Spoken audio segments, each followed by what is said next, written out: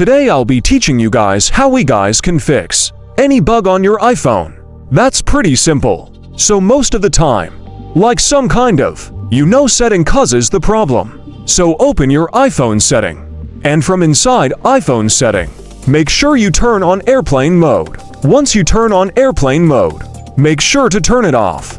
By doing this, most of your settings will be resetted, so it should be fixed. And if it's still not fixed, then let's say you're facing a specific problem only on this app called Threats. You're not facing any problem on any other app, just on Threats. In that case, you need to delete your app, which means remove the app from your phone and reinstall it again.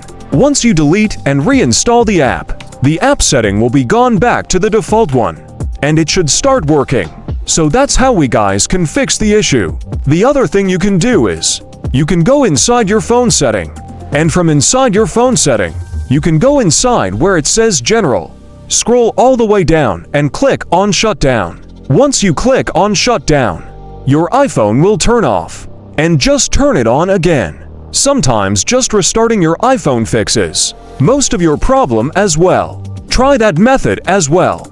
If it's still not fixed, then you need to click on where it says Transfer a Reset iPhone and click on where it says Reset. Once you click on Reset, just click on Reset All Set. Once you do that, all of the setting of your device will be resetted, and your iPhone's problem should be fixed. These are the things you can do to fix any bug on your iPhone. So if you guys found her video helpful, then hit the subscribe to our channel. Just like this. I will see you guys in my next video. Bye bye until then, and have a nice day.